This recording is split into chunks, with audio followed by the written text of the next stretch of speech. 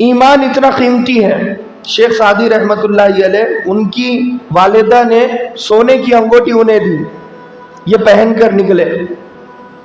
ایک دھوکے باز راستے میں مل گیا، اس کے ہاتھ میں گڑ تھا، اس نے بچے کو گڑ چکھایا، بچے نے گڑ چکھا، کہا مزیدار ہے، کہا کہ ہاں میٹھا ہے، کہا کہ اب اپنی انگوٹی چکھو، وہ انگوٹی چکھا بچے نے۔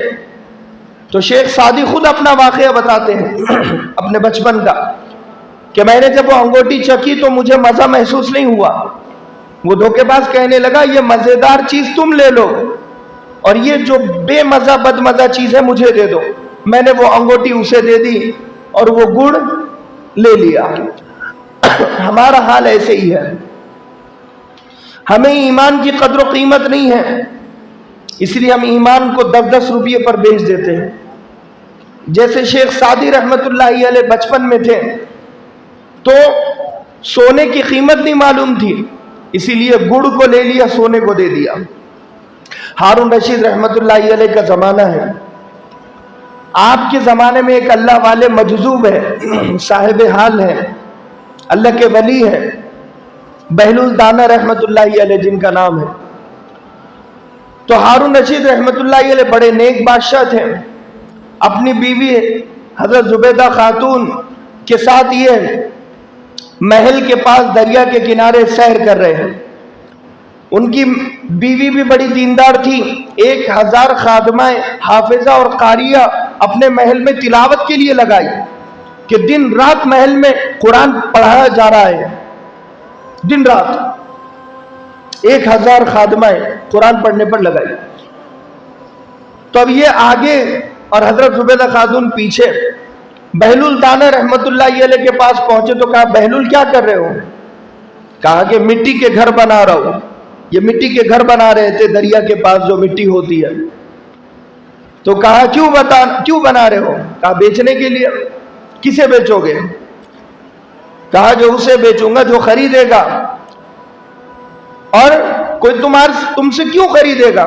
وہ کہنے لگے کہ جو یہ محل خریدے گا اس محل کے بدلے میں اللہ سے دعا کروں گا کہ اللہ اسے جنت میں ایک محل عالی شان عطا کرے اس گھر کے بدلے۔ کہا کہ قیمت کیا ہے؟ کہا کہ 1 دینار۔ اب ہارون رشید رحمت اللہ علیہ ہنسے اور کہا کہ ایک دیوانے کی بڑبڑاہٹ ہے، ہنس کر مسکرا کر وہاں سے چل دیا۔ پیچھے سے حضرت زبیدہ خاتون آ رہی تھی، انہوں نے پوچھا کیا بات ہے؟ کہا کہ میں مٹی کے گھر بنا رہا ہوں بیچنے کے لیے، جو میں دعا کروں گا جو اسے خریدے گا اللہ اسے جنت میں ایک محل عالی شان عطا کرے گا۔ کہا قیمت؟ کہا 1 دینار۔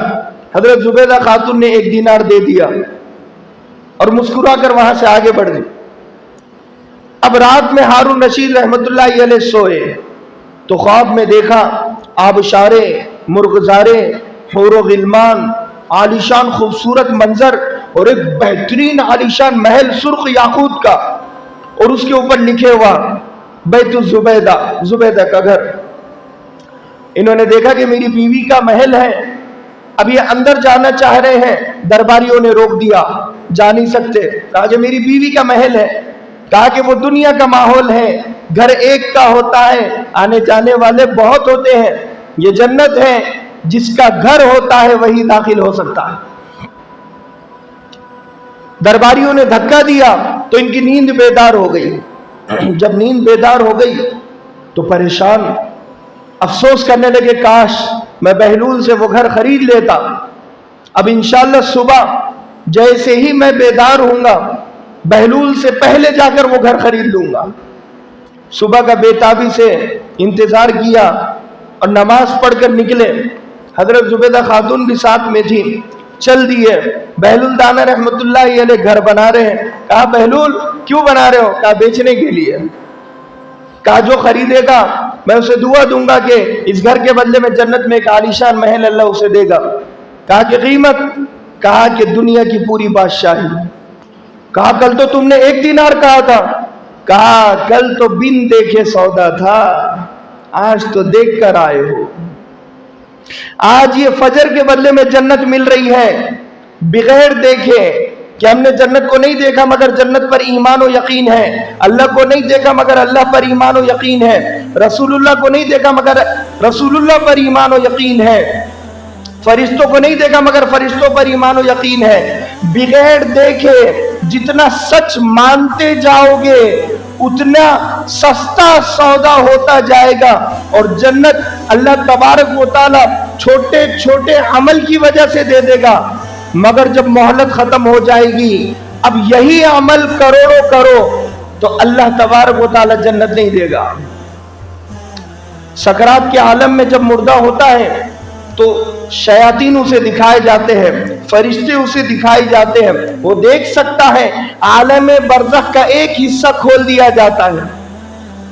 امام شافعی رحمت اللہ علیہ فرماتے ہیں سکرات کے عالم میں برزخ کا ایک حصہ کھلنے کا مطلب یہ ہے کہ اللہ تبارک و تعالی اگر وہ نیک ہیں تو اسے جنت کی ایک جھلک دکھلاتا ہے جس کی وجہ سے خوش ہو جاتا ہے، اور موت کی جو تکلیف ہے وہ اس کے لیے پھول بن جاتی ہے، آسان بن جاتی ہے، اور دنیا سے کلمہ پڑھ کر مسکرا کر جاتا ہے۔ مگر جو برا عمل کرتا ہے دوزخ کی ایک جھلک اسے دکھا دی جاتی ہے جس کی وجہ سے اس کی روح جگہ جگہ پر اٹکتی ہے، وحشتناک خوفناک وہ منظر ہوتا ہے، اور وہ تڑپتا ہے، زبان سے کلمہ نہیں نکلتا ہے، اور اسے دوزخ کی ایک جھلک میں دوزخ کے سانپ، بچھو اور اس کے انگارے اور اس کے شعلے دکھائے جاتے ہیں، ڈر جاتا ہے، اس کی روح نکلتی نہیں ہے، نکلنا چاہتی نہیں ہے، چھپتی ہے بار بار، وہ چھپنے کی وجہ سے اسے تکلیف ہوتی ہے۔